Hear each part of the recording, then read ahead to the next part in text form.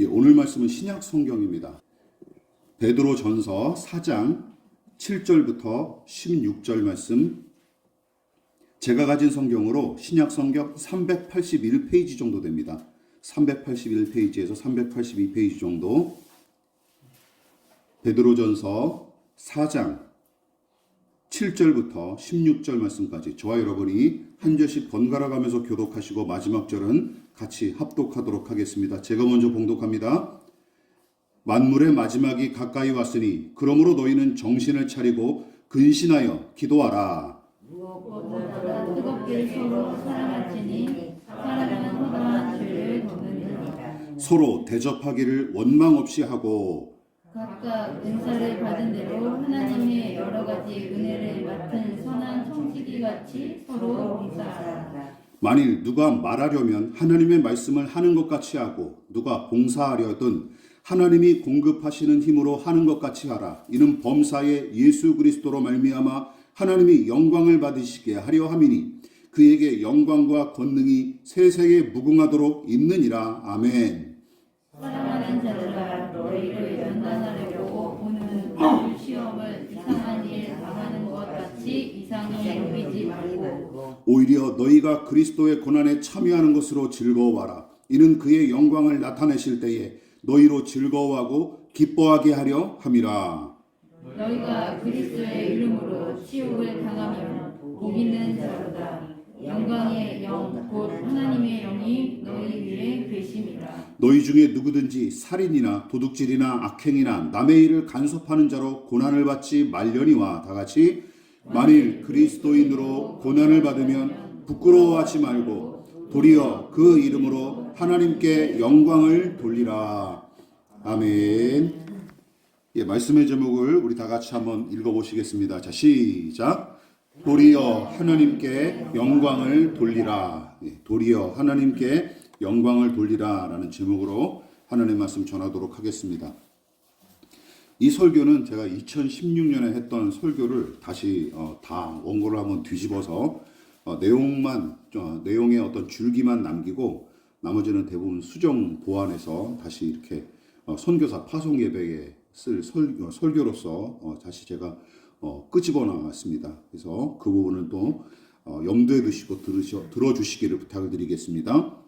2016년 2월 2일자 국민일보에 주목할 만한 기사가 실렸었습니다. 기억하시는지는 모르겠지만 그 내용인즉슨 불교계가 방송사에 압력을 행사하여 연말에 각 방송사 시상식에서 흔히 듣는 연예인들이, 기독교 연예, 크리스찬 연예인들이 하나님 감사합니다, 하나님께 영광 돌립니다는 기독 연예인의 수상 소감이 해마다 줄고 있다면서 이제 기사를 쓴 것이죠.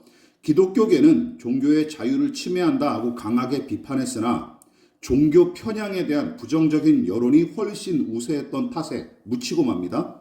자, 여러분은 어떻게 생각하십니까? 이런 부분에 대해서. 그러나 그 사안보다 더 시급한 문제가 있습니다. 무엇일까요? 과연 하나님은 성공과 승리의 순간에 영광을 받으시는가 하는 문제입니다. 즉 하나님은 모든 성공과 승리를 다 선하게 여기시고 영광을 받으시는가? 또한 공개적인 신앙 고백은 모두 합당할까? 무엇보다 트로피를 들고 감격에 겨워 이 모든 영광을 하나님께 돌립니다 하고 말하는 사람을 바라보는 대중은 과연 그 사람이 받은 승리와 성공을 부러워할 것일까요? 아니면 트로피와 메달 너머에 계신 하나님의 영광에 주목할까요? 이런 질문을 하면 뭔가 좀 이제 심각해지죠. 그리고 선악을 분간하기가 참 어려워집니다. 이처럼 왜곡될 소지가 큰 탓에 신중하게 사용할 필요가 있는 것이 사실입니다. 어떤 말? 하나님께 영광 돌립니다라는 말을 공개적으로 쓰는 걸 조심스러워야 돼요. 여기서 사도 베드로는 하나님께서 무엇을 통해 영광 받으시는지 우리에게 가르쳐 줍니다.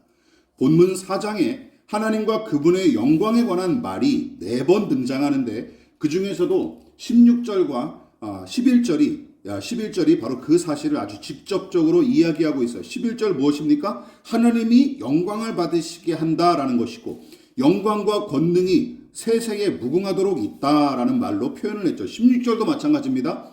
그 이름으로 하나님께 영광을 돌리라 하고 권면하죠. 자, 여기서도 마찬가지입니다. 하나님이 영광을 받으시게 하다, 이 말과 하나님께 영광을 돌리라 하는 말은 같은 뜻을 다르게 표현한 말씀이죠. 둘 다 똑같은 말입니다. 어쨌든 그렇다면 우리는 이것이죠. 하나님께 영광 돌린다라는 말이 도대체 무슨 뜻이냐라는 것이죠. 국어사전은 이렇게 표현하고 있습니다. 영광을 빛나고 아름다운 영예로 정의를 했고, 종교적으로는 어떻게 정의를 했냐? 하느님이나 그리스도에 대한 감사와 찬양으로 설명을 하고 있습니다. 이게 국어사전에 나타난 뜻이에요. 따라서 하나님이 영광을 받으시게 하고 그분께 영광 돌린다라는 말은 어떤 뜻이 있는 것입니까? 한 사람에게 주어진 빛남과 아름다움이 원래 누구의 것? 하나님의 것이라는 뜻이 담겨져 있는 거예요. 원래 하나님의 것이었는데 제가 이것을 대신 표현합니다 라고 담겨져 있는 거예요. 그것과 함께 이 좋은 것들을 누구 덕택에 얻었다라는 의미? 하나님 덕택에 얻었다라는 좋은 의미가 들어져 있는 거예요. 자, 문제는 많은 신자가 여기서 쉽게 착각하고 오해한다라는 것이죠. 즉, 영광이라는 말 자체에 빛남과 아름다움이라는 뜻이 있으므로 하나님께 빛나고 아름다운 영광을 돌리려면 어떻게? 성공과 승리의 자리에 올라야 한다고 착각을 합니다.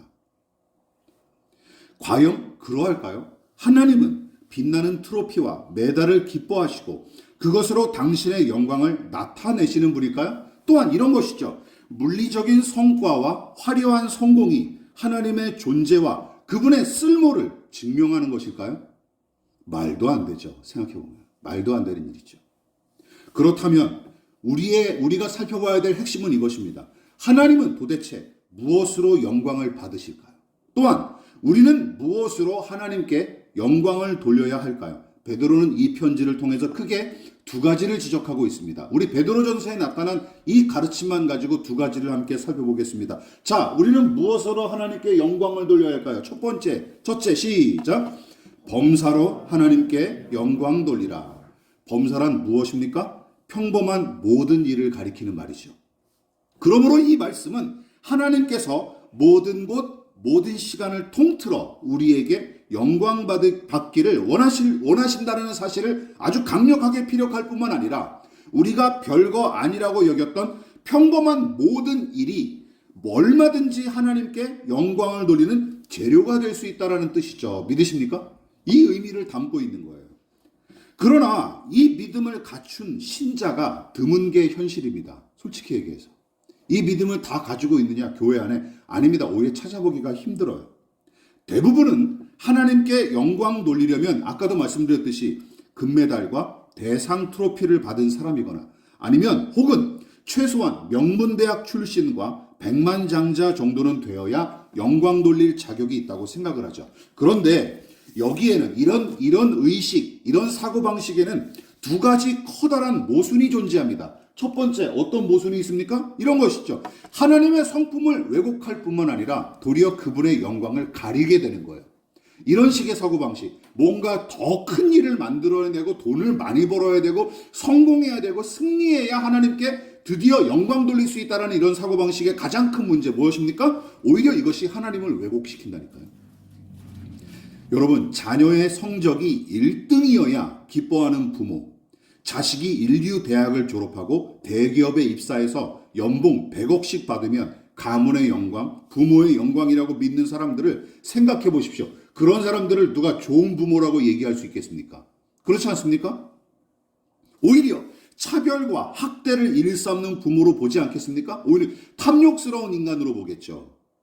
하나님의 영광이 물리적 성과와 성공을 통해서 드러난다고 믿는 사람은 하나님을 어떤 분으로 폄하시키는 거예요? 하나님을 성공한 사람만 편들어주는 편협하고 탐욕스러운 분으로 곡해야 할 가능성이 커지게 되는 것입니다. 이게 오히려 하나님을 왜곡시키는 것, 폄하하는 것입니다. 또한 성공과 승리만 하나님의 영광이라는 생각은 또 다른 문제를 일으키죠. 무엇입니까? 성공하고 승리하는 그 특별한 순간만 하나님이 영광 받으심으로 특별한 순간 이외의 시간은 어떻게 되는 거예요? 무가치하게 되는 것이죠. 무가치하게 되는 거예요. 그래서 어떤 결과를 낳게 됩니까? 이런 결과를 낳게 되는 거예요. 평범한 일상을 무시하는 오류를 저지릅니다. 이게 대부분의 기독교인들이 저지르는 착각과 오류예요. 얼마나 많은지 모릅니다. 저도 그렇고 우리도 그런 과정을 다 거치고 있죠. 또 지금도 여전히 그런 사고방식이 마치 신앙인 것처럼 생각하는 사람들이 얼마나 많은지 모릅니다. 여전히 많은 신자가 직장 생활과 학업 등의 평범한 일상으로는 하나님께 영광 돌릴 수 없을 거로 믿습니다. 연예인들이 트로피를 드는 순간처럼, 운동선수가 금메달을 목에 거는 때처럼 뭔가 특별한 순간을 만들어내야 영광 돌릴 수 있을 거로 착각을 하죠. 또한 종교적인 색채를 짙게 드러내는 인생을 살아야 또 하나님이 직접적으로 영광 받으실 거로 여기는 신자들도 허다하죠. 옛날 교인들이 더 심했죠. 그런 부분에 대해서는. 가령 예배에 참석하고 기도할 때만 하나님께 영광이 되고, 또 목사와 선교사처럼 종교적인 일에 투신해야 하나님이 더 크게 영광 받으신다고 생각을 합니다. 그러나 어떻게 문제는 무엇이죠? 여기까지는 괜찮아요. 문제는 그 외 나머지 일이나 나머지 시간, 그저 생계 유지를 위해 어쩔 수 없이 견뎌야 하는 속된 일로 치부를 해버린다는 것이죠. 이게 가장 큰 문제입니다. 이분법적 사고방식이라 그러죠. 자, 이쯤에서 다시 부모의 예를 들어보십시다. 정상적인 부모라면 자녀의 모든 것을 사랑하기 마련입니다. 그렇지 않습니까? 자녀의 모든 것을 사랑해. 간혹 마음에 드는 부분이 없다 하더라도 결국은 자녀의 편을 들어주게 되는 게 부모의 본능입니다. 하나님은 당신의 사람들을 그 존재 자체로 사랑하시고 그가 살아가는 모든 순간을 소중히 여기세요. 믿으십니까? 그렇다면 답은 여기서 나오죠. 이것이 본문에서 강조하는 내용이죠. 사도 베드로가 뭐라고 얘기했습니까? 이는 범사에 예수 그리스도로 말미암아 하나님이 영광을 받으시게 하려 함이라는 이 말씀이 바로 그 의미입니다. 즉 신자가 기도하고 사랑하고 진심으로 대접하고 은혜를 힘입어 봉사하는 까닭은 무엇입니까? 무슨 특별하고 거대한 사역으로 하나님께 영광 돌리자라는 게 아닙니다. 신자가 매일 맞이하는 평범한 삶, 즉 일상을 통해 하나님께 영광 돌리기 위해서 바로 그런 내용들을 권면한 거예요. 다시 말해서 내가 사는 하루하루, 늘 만나는 사람들, 그리고 내가 늘 걷고 서고 앉은 자리에서 하나님께 영광 돌리기 위해서 사도 베드로가 이런 말을 쓴 것입니다.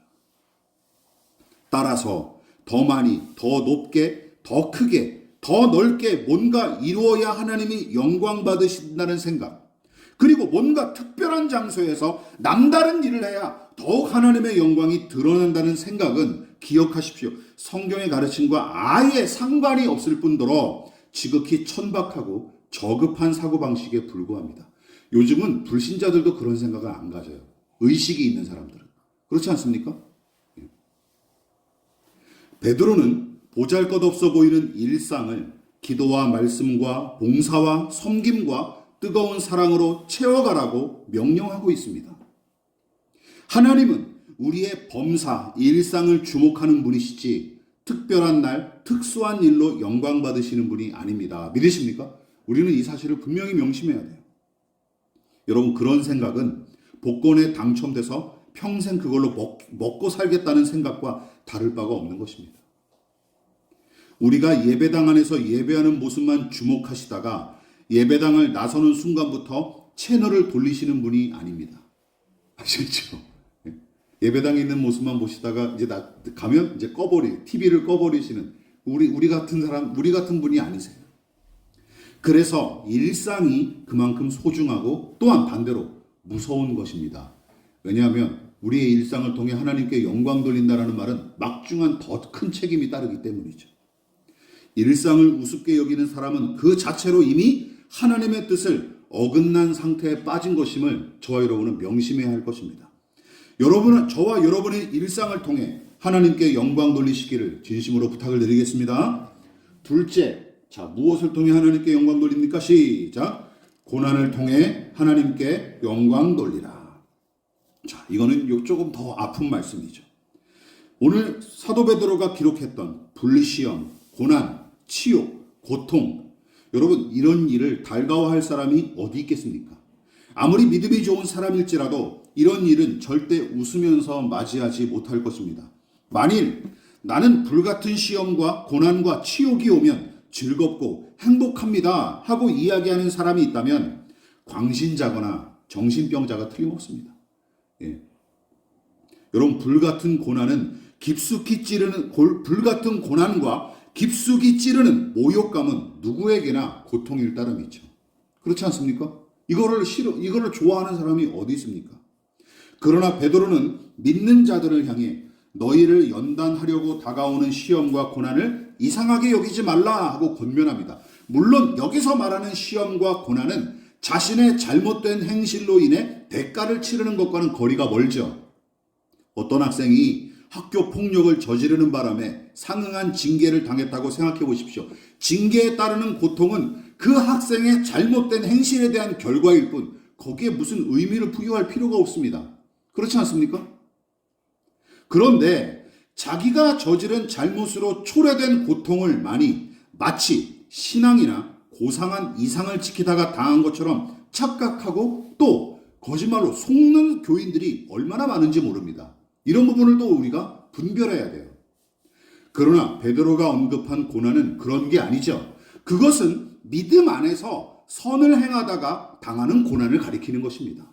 즉 예수를 믿고 따르기에 당하는 고난을 의미하는 것이죠. 여러분 생각해 보십시오. 그 당시 2000년 전에 그리스도인으로 산다는 것은 무엇을 의미합니까? 바로 그것을 의미하는 거예요. 로마 황제를 비롯한 세상의 그 어떤 권세나 권위가 아닌 오직 예수만 참 주인이자 진정한 왕으로 섬기겠다는 파격적인 행동이, 위험천만한 행동이 무엇이었냐? 교회에서 세례를 받는 일이었습니다. 무슨 얘기인지 알겠죠? 그건 위험천만한 일이었어요. 위험천만한 일. 오늘날처럼 편하게 교회에 오고 가고 그리고 예수를 믿고 그런 게 아니라 그 사람들에게는 예수를 믿는 순간부터 바로 손해와 목숨을 잃을 각오를 해야 됐다는 것이죠.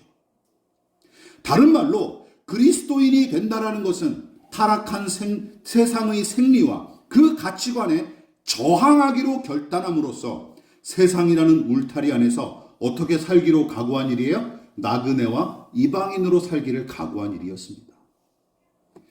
따라서 기억하십시오.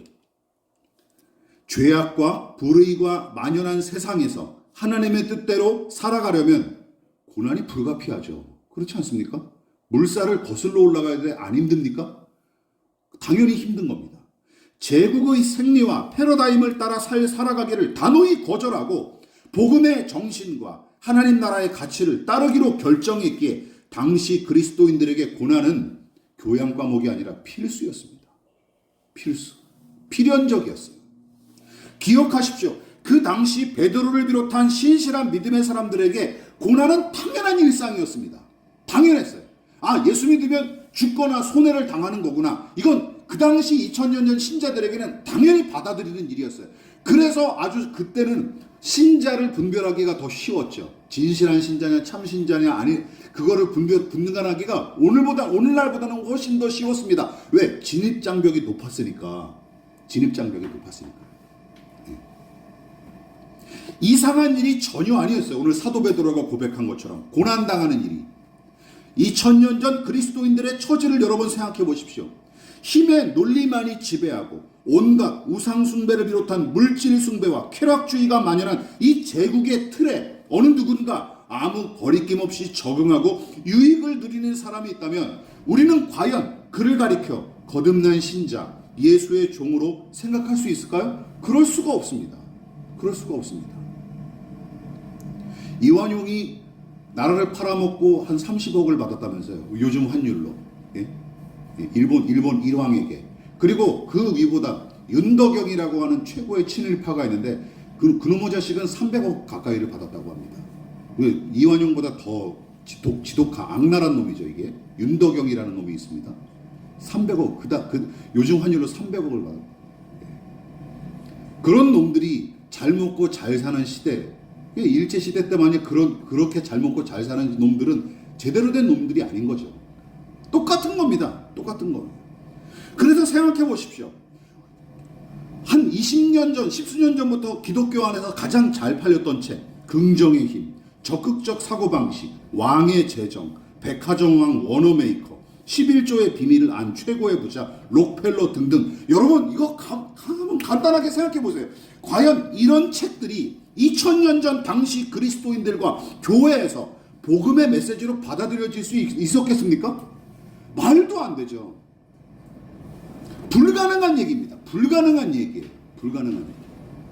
그런 책을 받아본 초대교회 교인이라면 현실성 없는 이 비성적인 메시지에 호흡을 치며 그 책들을 몽땅 쓰레기통에 던져버리거나 불태워버렸을 것입니다. 그렇지 않겠습니까? 기억하십시오. 제대로 된 그리스도인이라면 갈등과 고난은 불가피합니다. 그러나 바로 그 고난을 통해 하나님이 영광을 받으신다라는 것이죠.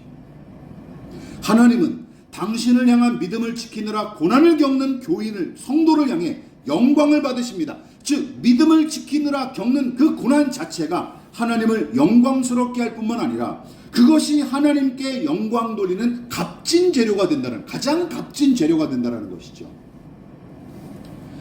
사도 베드로가 다른 장에서 진지하게 권면하고 감격에 겨워 찬양한 말을 우리 다 같이 한번 읽어보시겠습니다. 베드로전서 2장 10절 시작. 선을 행함으로 고난을 받고 참으면 이는 하나님 앞에 아름다우니라. 베드로는 신자들에게 닥친 이 환난이야말로 영광의 재료임을 단도직입적으로 선포하고 있습니다.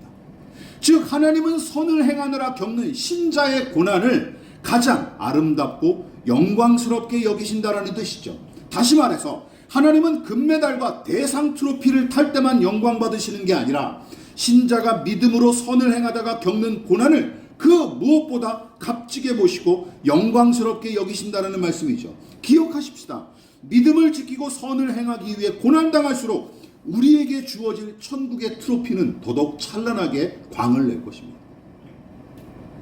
그러므로 신실한 믿음의 사람은 고난이 마냥 저주스럽기만 한 것이 아님을 확신하기에 이 믿음으로 고단한 일상을 견디는 힘과 용기를 얻는 것입니다. 그 당시 초대교회 교인들이 이 믿음이 있었기 때문에 고난을 이기고 나아갈 수 있었던 것이죠. 이것이 우리의 영광이다 라는 이 확신이 있었기 때문이죠. 물리적인 성공과 승리 여부와는 거의 관계가 없습니다. 물론 우리가 평안하고 형통할 때 감사하고 찬송하는 것은 마땅한 일이고 당연한 반응이죠. 하나님이 좋은 것을 베푸셔서 그분을 기뻐하는 건 역시 악한 일이 아닙니다. 은혜 주신 사실을 인정하고 찬양하는 것은 신자의 당연한 본분이죠. 그러나 더 깊은 관계는 언제? 고난당할 때 확실히 증명이 됩니다. 고난당할 때. 진정한 사랑과 우정은 언제 판가름 납니까? 고난의 폭풍을 지날 때 판가름이 나는 것이죠. 성도의 고난도 마찬가지입니다. 무엇보다 고난당하는 현실을 살아내는 것만이 영광이 아니에요.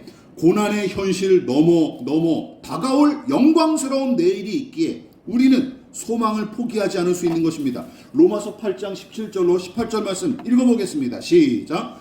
우리가 그와 함께 영광을 받기 위하여 고난도 함께 받아야 할 것이니라 생각한 건데 현재의 고난은 장차 우리에게 나타날 영광과 비교할 수 없도다. 베드로 사도와 사도 바울이 똑같은 메시지를 던지고 있죠. 우리가 고난은 당연한 것이다. 그리스도의 영광을 우리가 힘입으려면 당연히 고난도 당연한 일이다 라고 얘기하고 있는 거예요. 믿음 지키느라 고난당하는 현실을 견디고 살아내는 것 자체가 하나님께 영광이 됩니다. 그러나 우리의 평가는 거기서 끝나지 않아요. 그리스도인은 고난의 현실 한복판에 심은 믿음과 소망과 인내와 정의의 씨앗이 언젠가 영광의 열매를 맺게 될 거로 믿는 사람들이고, 더 나아가 치열하게 믿음을 지켜야 하는 고단한 현실이 전부가 아니라 하나님의 영광이 완연하게 드러나게 될 그 나라의 영광을 꿈꾸고 확신하는 사람들이 바로 그리스도인이라는 것이죠. 그래서 하나님은 신자의 어제와 오늘 그리고 그가 품은 내일의 소망까지 사랑하고 소중히 여기시는 까닭에 기억하십시오. 믿음의 사람이 살아가는 모든 생애를 통해 하나님은 영광을 받으시고 그 생애 자체가 하나님이 기뻐 받으시는 향기로운 제물인 셈입니다. 믿으십니까? 우리 생애 전체가 하나님이 받으시는 향기로운 제물이에요. 하나님이 우리를 향기로운 산제물로 받으실 때 이쪽은 도려내서 그냥 딱 잘라내 버리시고 그러실까요? 아니시죠. 우리를 통째로 향기로운 산 제물로 받으시는 것입니다. 말씀을 마무리하도록 하겠습니다.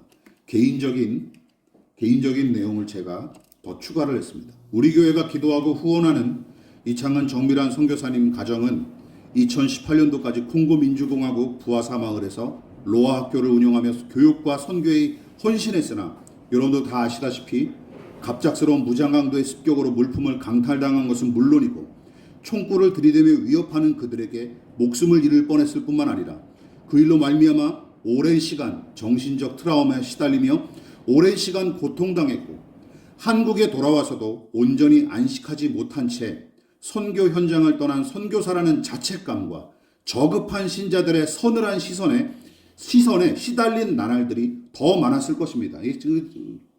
제가 추측하는 바입니다.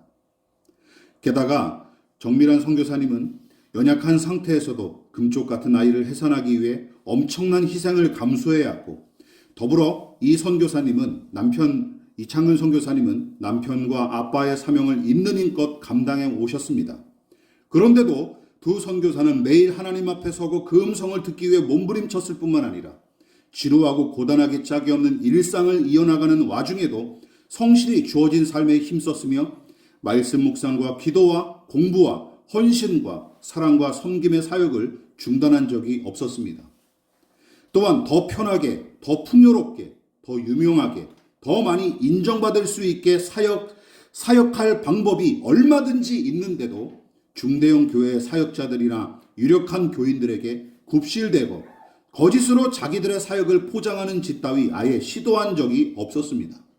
오히려 순진무구하게 여겨질 정도로 하나님과 사람들 앞에 정직하고 진실하게 살아가고 사역했으며 여러 작은 교회가 십시일반으로 후원한 물질을 너무나 귀히 여길 줄 알았기에 단돈 1,000원 쓰는 일도 허투루 사용될까봐 머뭇거리기 일수인 사역자들이십니다. 여러분, 저는 이거 말씀드리고 싶습니다. 이것이 하나님께 영광 돌리는 삶이 아니라면 도대체 어떤 사역자가 하나님께 영광 돌릴 수 있을까요? 그렇지 않습니까? 저는 없는 소리 지어서 하는 걸 굉장히 싫어하는 사람입니다. 그리고 아첨하는 말도 별로 이렇게 좋아하지 않는 사람이에요. 두 분 듣기 좋으라고 제가 이렇게 준비한 내용이 아니라 있는 그대로 말씀드린 겁니다. 그리고 이제 다시 부르시는 곳으로 떠날 시각이 가까웠습니다.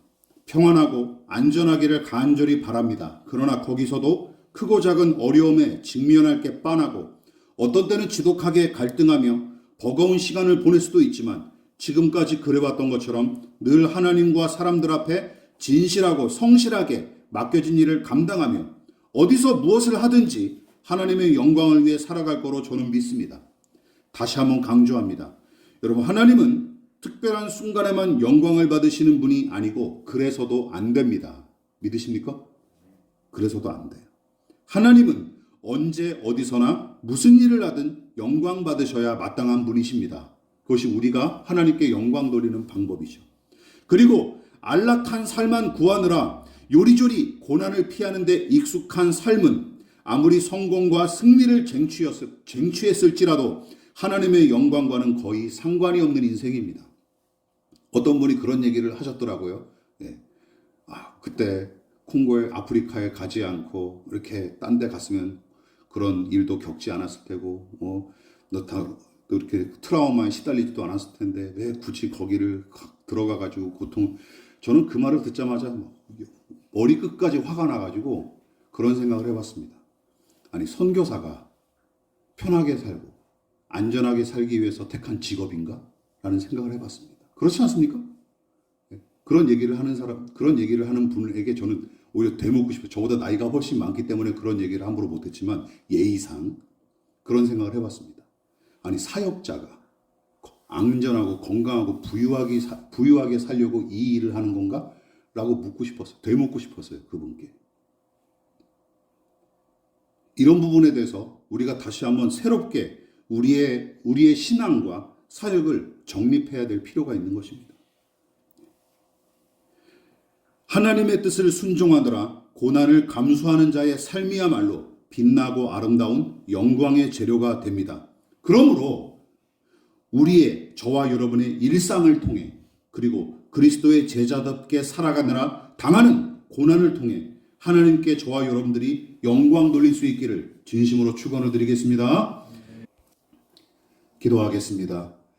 지금은 우리를 위하여 십자가에 몸버려 피를 돌아가신 예수 그리스도의 한량없으신 은혜와 하나님 아버지의 지극하신 사랑하심과 성령 하나님의 영원한 사귐이 오늘 이 시간 이창근 정밀한 이조의 선교사 가정을 파송하기 위하여 그리고 하나님께 영광 돌리기 위하여 겸손히 머리 숙인 사랑하는 성도들과 이창근 선교사 가정 위에 지금부터 영원히 함께 하시기를 간절히 축원하옵나이다. 아멘.